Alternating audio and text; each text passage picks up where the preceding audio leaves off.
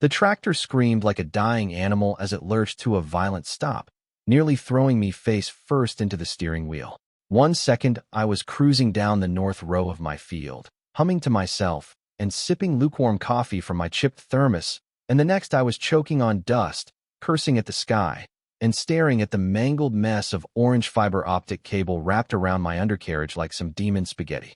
I jumped down and stared at it, heart racing. I hadn't buried anything here. No utility flags, no notices, no signs, just good old dirt until today. My mind raced between anger and confusion. Who the hell put fiber optic cables in my field without telling me? I tried yanking the cable free, but it wouldn't budge. It was buried deep, professionally buried. That's when I saw the tiny plastic tag hanging from it, marked with a serial number and a corporate logo I didn't recognize. I followed the cable with my eyes as it snaked through my field like a neon orange snake on a mission. That mission, apparently, was to ruin my morning, my equipment, and possibly my sanity. I whipped out my phone and started scrolling through county notices, permits, anything that would justify someone digging through my property. Nada. Not a single alert. No email, no letter, nothing taped to my door. Nothing. Still fuming, I jogged up to my barn office and pulled the footage from my security cameras, which I had installed last year after someone tried to steal my chicken coop. And there it was, 2 unmarked white trucks pulling up at the break of dawn 3 days ago. Guys in reflective vests jumped out like Navy SEALs on a caffeine bender. They didn't knock. They didn't hesitate. They just started digging, clean and fast, like they knew they weren't supposed to be there. I watched, mouth open, as they tunneled right across my field, laid down spools of cable, and buried them without so much as a raised eyebrow. Of course, I did what any sane landowner would do in 2025. I called my buddy Milo. Milo's the kind of guy who keeps a bug-out bag in his truck and swears the pigeons are government drones, but sometimes he's weirdly useful. He came over with a flashlight, a folding chair, and a bag of beef jerky. He sat beside the cable with me like we were waiting for it to confess something. I bet it's the NSA, he said, chewing thoughtfully. Or the HOA. Honestly, I trust the government more than I trust the HOA. I laughed until he said that. Then I stopped. The HOA? Our local HOA had gotten bolder over the last few years. They'd started managing more than they should. Easements, trash collection, even the Wi-Fi contract for the neighborhood. It had been creeping closer and closer to my property line like a bad rash. I didn't live under HOA rules. I was outside their jurisdiction, but they never liked that. I was the one unregulated patch of freedom they couldn't control. Could it really be them? As if summoned by my irritation, Eleanor, the HOA president in all her clipboard-wielding glory, rolled up in a black SUV like she was on a diplomatic mission. She stepped out with that practiced smile that didn't reach her eyes, the kind that said, "I'm about to ruin your life, but I'm going to pretend we're friends." "Oh, good. You found the installation," she chirped, as if I'd stumbled across a surprise gift. "What installation?" I growled. "You mean the one that wrecked my tractor and is trespassing across my land?" "Well, technically, it's a community project," she said, flipping through her notes. "We voted on expanding high-speed internet. It's for the greater good." "You voted?" I blinked. "Eleanor, this is my field. I own this land. You don't get to vote on my property." She waved her hand like I was being dramatic. "You weren't using it. It's a field. It's not a spare bedroom. It's not up for grabs just because it's got open space." Eleanor's eyes narrowed. "Let's be reasonable here. You're the only property the line could pass through to reach the main road. We assumed you'd be fine with it. It's not like we built a house on it. I'm about to build a lawsuit on it," I retorted. She smirked. "If you want to get legal, you'll find this was all done above board." But I knew a bluff when I heard one. That night, I stayed up with Chloe, my cousin and part-time land use attorney who treats zoning laws like sport. She scoured the filings and grinned like a wolf. No permit, no right-of-way, no agreement. They'd gone rogue. She paused, her grin widening. "It gets better. Way better. The HOA hadn't just laid cable through my property. They'd partnered with a local internet service provider and leased access rights to them, as if they owned the land. They were getting paid a monthly fee for that access. They were profiting from my field, my soil, my land, and didn't give me a single cent. They had illegally sold access to property they didn't own, like squatters renting out a mansion they broke into. I stared at the documents in disbelief. They didn't just lay cable. They turned my land into a revenue stream and thought I wouldn't notice. Eleanor and her board had crossed a line so bold, so blatantly stupid that I couldn't decide whether to scream or laugh. Instead, I smiled, slowly, wickedly. If they thought laying cable was a power move, they were about to learn what real power looked like. They gave me a fiber optic line. Fine. I'd take control of it, and then I'd lease it to their biggest competitor. This wasn't war yet, but it was about to be. The next morning, I walked out to the field with a new attitude and a thermos full of fresh coffee. This time it was stronger, darker, and ready for war. The orange cable lay under the dirt like a vein of arrogance. And now that I knew what it was worth, I didn't see a nuisance. I saw leverage. Real, legal, juicy leverage. And Eleanor? Eleanor had absolutely no idea the kind of game she had just started. Most people see a field and think empty land. I saw a chessboard, and I was about to move my queen. Chloe had worked fast.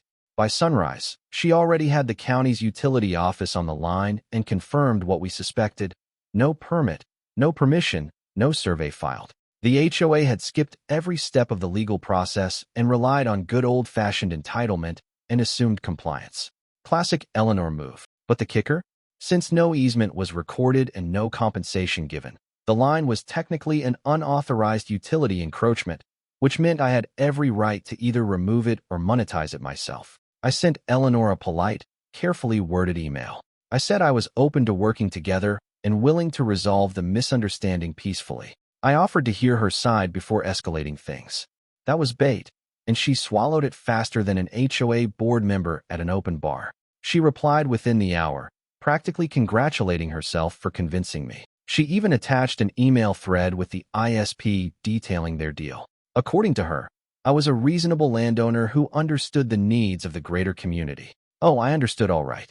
I understood that she had just handed me a full confession and a paper trail. While Chloe began drafting the initial cease and desist letter, I got to work in the field, literally. I bought a dozen bright yellow flags and marked every spot where their cable ran through my land. Then I added wooden signs, private property, unauthorized utility, use will be prosecuted. A few had QR codes linking directly to a public post I had made detailing the incident, complete with photos, security footage, and a side-by-side of Eleanor smiling at the installation like she was opening a community garden instead of committing real estate fraud. Later that day, my phone buzzed with a message from someone I hadn't heard from in years. Ethan, my neighbor down the road. We used to ride dirt bikes through the hills as kids, but he'd moved away to start a tech company. Turns out, he'd come back to start something even bigger, his own local fiber company, Lightning Link Fiber. He'd been trying to expand in our area for months, but couldn't get access through HOA-managed properties because of their exclusive ISP contract. Ethan had seen my post, and he was laughing so hard when he called he could barely talk. I've been trying to get a foot in that neighborhood for a year, he said. And you just bulldozed a back door with your tractor. I explained what was going on and asked a simple question. If you had legal access to run lines through my land, would you be able to hook up the entire neighborhood with better speeds and lower prices? His answer was instant. Hell yes. And just like that, we had a deal. Chloe drew up the paperwork. Ethan's crew would run parallel fiber on my property, legally this time, and I'd lease the land to them at a fair rate. He'd install a junction box right on the edge of my field that could service the entire HOA-covered neighborhood. Not only that, he'd undercut the HOA's ISP by offering triple the speed at half the price. No contracts, no throttling, no HOA markup. I called it Operation Steal the Signal, and it was already my favorite side project ever. Meanwhile, Eleanor was starting to sweat. I could tell because she sent me another email, this one noticeably less smug. She asked for a formal sit-down to discuss mutual benefits. Translation: the board was realizing how badly they'd messed up and wanted to patch things up before the neighborhood caught wind of the scheme. Too late. Ethan and I launched a local flyer campaign. Bright blue mailers hit every door with big, bold letters. Better internet. No HOA markups. Coming soon. A few neighbors even called me directly, thanking me for finally doing something about the price hikes. One said he'd been paying more than $100 a month for spotty service and had no idea the HOA was pocketing a cut. I started receiving passive-aggressive notes taped to my mailbox. One read, "Your actions affect the whole community." Another just said, "Traitor," in red marker. I wasn't sure if that one was from Eleanor or Milo trying to mess with me. Either way, it only made me double down. A week after the signs went up, I caught Eleanor and two HOA board members sneaking onto my property. They were dressed like they were going bird watching, but they were clearly inspecting the cable route. I stepped out with my phone in hand and filmed the whole thing. "Private property," I called out. "Trespassing is a criminal offense. Should I call the sheriff or just post this on Nextdoor?" Eleanor turned red.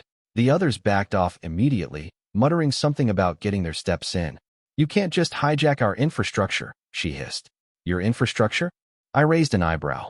"You laid it illegally on my land. I own the dirt, the rights, and now, thanks to you, the leverage." She blustered something about lawyers and lawsuits. I shrugged. "Bring it. I already have an attorney. You might want to find one who knows the difference between public easements and private land." Later that night, I got a call from someone even higher up, the regional manager of the ISP the HOA had partnered with. He was very calm, very professional, and very, very nervous. He asked if we could come to an agreement, suggested a new contract, maybe even a revenue share. I politely declined. "You're leasing space from people who don't own it," I said. "That makes the entire agreement invalid." He tried to argue. I offered him a deal. Lease it from me instead, at a higher price of course, or rip it all out. He said he'd get back to me. I hung up and poured myself a whiskey. Then I stepped out onto my porch, looked out over the moonlit field, and smiled. The HOA thought they could steal my land and turn a profit, but they didn't realize something crucial. This field wasn't just dirt, it was mine.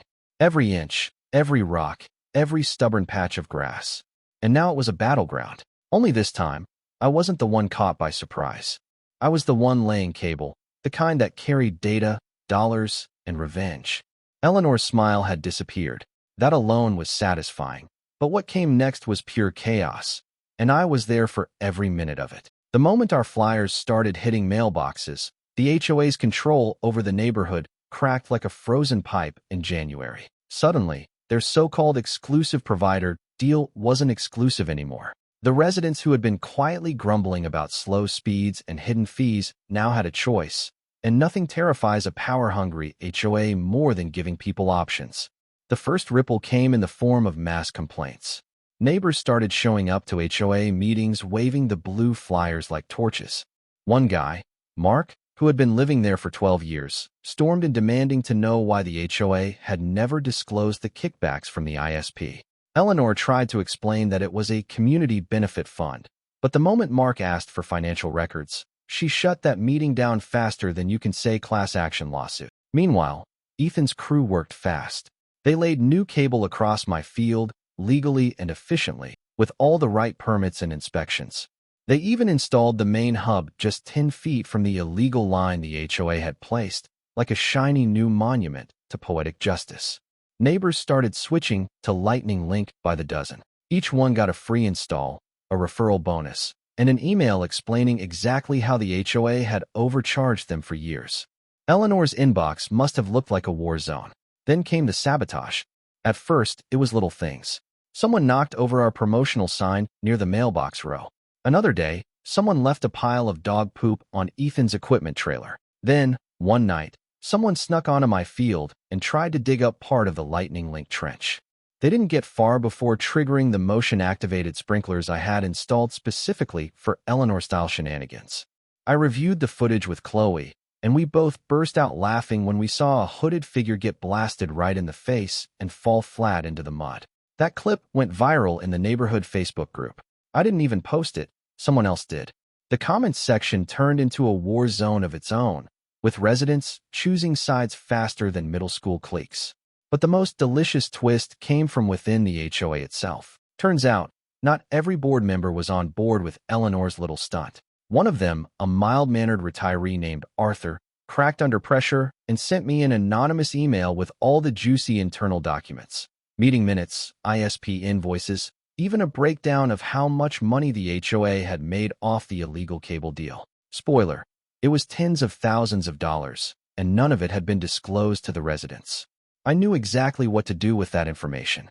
I made a website, nothing fancy, just a clean layout titled Eleanor Gate, the fiber scandal. I uploaded every document, photo, and video I had, including a timeline and annotated maps of my land. It was factual, it was damning, and it went viral in under 24 hours. Residents were furious. Some wanted refunds. Others wanted Eleanor fired. A few wanted to string her up in the community gazebo with fiber optic cables. By the time the next HOA meeting rolled around, it looked more like a protest rally. Eleanor tried to maintain control, but she looked like a substitute teacher on the last day of school. People were shouting. Arthur resigned on the spot. Another board member followed. Eleanor slammed her gavel so hard it broke, then stormed out mid-meeting to the sound of sarcastic applause. But the drama wasn't over. A few days later, a black SUV pulled into my driveway, and out stepped two men in suits.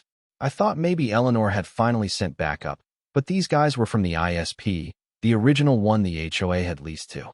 They weren't hostile, but they weren't exactly friendly either. They introduced themselves and asked if we could talk. I invited them into the barn office and poured them coffee that I deliberately made too strong. They got straight to the point. Their company was concerned. Their equipment was now sitting on unauthorized land. Technically, I could sue them for trespassing or worse, file an injunction to have the lines removed. That would kill service for 100 households and create a PR nightmare. I nodded, pretending to consider their plight. Then I laid out my offer. I'd allow their lines to stay temporarily under the condition that they terminate their contract with the HOA, acknowledge their mistake, and renegotiate access rights directly with me. And the new rate? Let's just say it included enough zeros to pay for a new tractor, some land improvements, and a generous inconvenience fee. They tried to lowball me. I reminded them I had every legal right to cut the line tomorrow if I wanted. And just to drive the point home, I walked them out to the field, pointed at the illegal splice box, and said, "That thing? One shovel in 20 minutes, it's gone." They didn't argue after that. Later that week, the new deal was signed. I was now officially leasing my land to two ISPs, one old, one new, and I was making more per month than I ever had selling hay. Ethan was thrilled. He even offered me an advisory title in his company, which I accepted mostly so I could put Fiber Mogul on my business cards. Eleanor, meanwhile, was unraveling. With the board collapsing, the residents rebelling, and her internet monopoly gone, she was grasping for straws. She filed a noise complaint against the installation crew. She claimed the new fiber junction box clashed with the aesthetic of the neighborhood. At one point, she even accused me of hosting an illegal data center in my barn. I posted a video tour of my data center, which was just a few servers and a router duct taped to the wall next to my chicken feed. The comments section exploded with memes, including one where someone photoshopped Eleanor onto a medieval inquisitor chasing a Wi-Fi signal with a torch. That week, I held a neighborhood open house in my field, free snacks, lemonade, a tour of the new hub station. Ethan gave a presentation on how internet actually works. Families showed up with lawn chairs. Kids ran around chasing each other with printed-out Lightning Link versus HOA flags. One guy even wore a shirt that said, "Plow the system." As the sun set, I looked out over the field and realized something. I hadn't just protected my land. I'd changed the entire dynamic of the community. People had choices now. They had information. And best of all, they had each other. Eleanor had ruled with secrets and fine print. I just used a tractor and a little transparency. Of course, I wasn't naive. I knew Eleanor wasn't done yet. People like her don't go quietly. But for now, the board was in shambles, the lines were legally mine, and the neighborhood was connected like never before, all because someone laid the wrong cable in the wrong field. Eleanor filed the lawsuit like it was her final move in a chess game. She thought she was still winning. The official paperwork came in a thick envelope delivered by a man who looked far too tired to care what was inside. I opened it on the porch with Chloe watching over my shoulder, and within seconds, she let out a laugh so sharp it made the chickens scatter. The HOA was suing me for obstruction, unauthorized business activity, and my personal favorite, willful disruption of community agreements. The best part?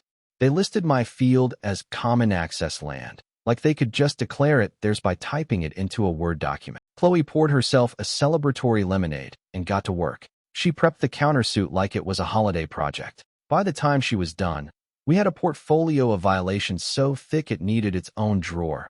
Trespassing, fraud, civil misuse of property, even tax evasion, since the HOA had never declared the fiber lease income properly. And with Arthur's whistleblower emails and Ethan's technical schematics backing us up, our evidence wasn't just solid, it was bulletproof. The courtroom was exactly what I imagined it would be. Fluorescent lights, one sleepy bailiff, and the smell of overbrewed coffee hanging in the air like regret.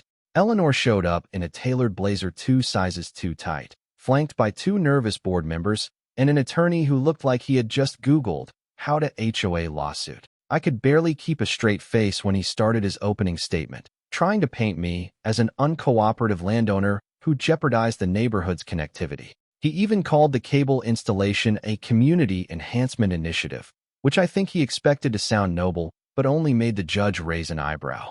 Then Chloe stood up. She went through everything step by step: the lack of permit filings, the unauthorized dig, the secret ISP contract, the illegal profit scheme. She presented aerial photos, timestamps, soil reports. At one point, she even brought out a printed map with red yarn like she was presenting a true crime documentary. The judge, who had clearly expected this to be a petty dispute, sat up straighter with every minute. Then came the kicker. We played the video footage of the HOA crew laying the cables in the early morning hours, cutting across my field like burglars in reflective vests. We showed the email where Eleanor admitted to the installation and discussed profits from the ISP. We even presented the screenshots of the public backlash and the site visits from the unamused ISP reps. The judge looked at Eleanor and asked, "Did you at any point consult the property owner before initiating this project?" Eleanor fumbled. "We assumed community interest overrode individual land claims in this instance." The judge blinked. "That's not how land ownership works." With a simple ruling, the entire case flipped. The judge dismissed the HOA's claims entirely and granted my countersuit full standing. Not only were they ordered to pay damages for unauthorized use of my land, but they were also hit with fines for misappropriation and breach of fiduciary duty. The icing on the cake? The HOA was forced to formally terminate its contract with the ISP, which automatically voided their revenue stream. Eleanor's face when she heard the word restitution was something I wish I could have framed. After court, Ethan and I celebrated with tacos from the gas station nearby. Odd choice, but strangely perfect. He was already drafting plans to expand service into other HOA-strangled neighborhoods. And with my case now a matter of public record, word spread fast. I started getting calls from other property owners asking how they could do what I did. It felt like I had accidentally become the fiber optic Robin Hood. But Eleanor wasn't finished, not by a long shot. A few days after the ruling, she filed a nuisance report with the county claiming that the new Lightning Link junction box was a health hazard. Apparently, it gave off dangerous electromagnetic waves that interfered with birds' migration patterns and caused her neighbor's dog to bark more than usual. The county inspector came out, took one look, and asked if we were pranking him. When I showed him the signed permits and the new partnership with the local utility company, he chuckled and gave me a thumbs up. Eleanor then tried to rally the remaining board members, those who hadn't quit or gone into hiding, and called for an emergency HOA meeting. It was held in the community center, and Ethan and I attended purely out of morbid curiosity. About 20 residents showed up, some carrying lawn chairs, others wearing shirts that said, "Free the fiber." Eleanor stood at the front with a whiteboard full of poorly drawn diagrams and an emotional plea about restoring order to the community. That's when someone, Mark of all people, stood up and asked her directly, "Eleanor, how much money did the HOA make from that illegal deal?" Eleanor froze. Someone else shouted, "Where's the money now?" And then, like a wave breaking, the room erupted in questions. Eleanor tried to maintain control, but the whiteboard was smudged, her markers dried up, and her voice trembled. By the end of the night, someone had formally called for a vote to remove her as HOA president. The motion passed unanimously. She left the building without another word. With Eleanor out, a new board was formed. Arthur returned, this time as treasurer. Mark took over communications. And surprisingly, I was asked to be an advisor, not because I was particularly diplomatic, but because everyone figured I'd spot a scam a mile away. I accepted, but only on the condition that all major infrastructure decisions would be publicly voted on and no project could be initiated without property owner consent. But the final twist came from Ethan. With his company growing and my field now a major hub, he proposed installing a permanent, solar-powered microstation right on my property. It would serve not just the HOA neighborhood, but 3 others nearby, turning my land into the epicenter of independent internet service in the region. I'd get equity, ongoing revenue, and a seat on the company's advisory board. We broke ground 2 weeks later. Eleanor, now a former resident, had moved out. Rumors said she sold her house at a loss to a young couple who immediately installed lawn gnomes and renamed their Wi-Fi network to HOA. As I stood out in the field watching the new micro-hub rise, I realized how much had changed. This wasn't just about cables anymore. It was about ownership, about standing your ground when someone tries to walk over it, literally. The same dirt that Eleanor once dismissed as just a field was now a revenue-generating tech asset that served hundreds of homes. And the people who lived there? They remembered. They supported it. They celebrated it. It had started with a single cable, a mistake they thought I wouldn't notice, a trespass they figured they could justify. But I noticed. I cared. And I pushed back, not with fists or fury, but with paperwork, persistence, and a really well-timed tractor breakdown. And in the end, I didn't just take back control. I became the network. The sky was streaked with orange and gold as the last cable was laid into the microstation. The crew was packing up their tools while neighbors gathered around with folding chairs, coolers, and curiosity. A year ago, no one would have believed that a quiet farming field would become the heart of the region's fastest internet. And certainly not because the HOA tried to sneak a cable through it. But there we were, standing on what used to be just dirt and weeds, now transformed into something valuable, respected, and undeniably mine. It felt like the whole neighborhood had shown up for the unofficial launch party. Kids ran past the new solar hub, some trying to name it like it was a pet. One girl suggested calling it Freedom Tower, which got a surprisingly loud cheer from the crowd. Mark was handing out burgers. Arthur set up a little podium to say a few words. And Ethan wheeled in a portable projector for a short slideshow that included, among other things, a freeze frame of Eleanor getting sprayed by my motion-activated sprinklers during her nighttime sabotage attempt. That part got a standing ovation. After everything we'd been through, the mood was light, celebratory. But beneath the laughter and hot dogs, there was a sense of closure, like the neighborhood had finally cut its last tie to the paranoia, micromanagement, and backdoor deals that had once ruled over it. People weren't just happy about faster internet.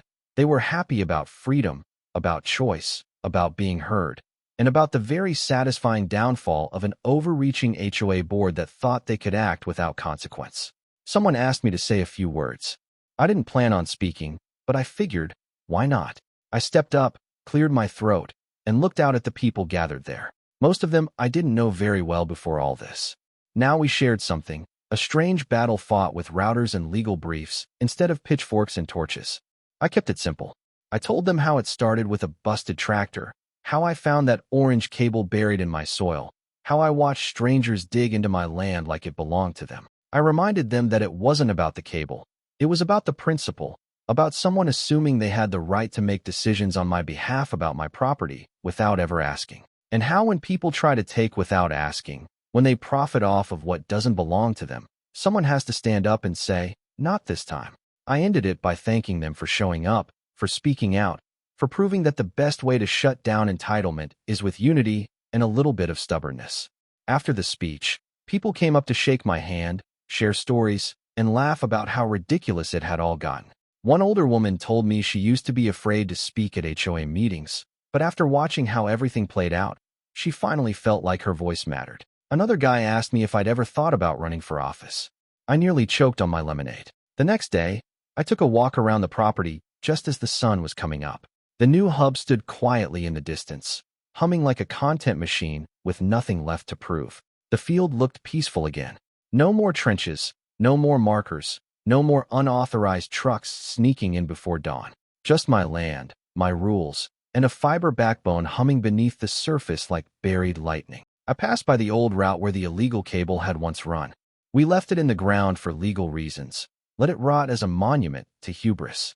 The sign next to it now said, "Caution, former HOA ego zone." Someone had added a drawing of Eleanor's face to it in Sharpie. I didn't erase it. I heard from Chloe a few days later. She said the final settlement checks had cleared.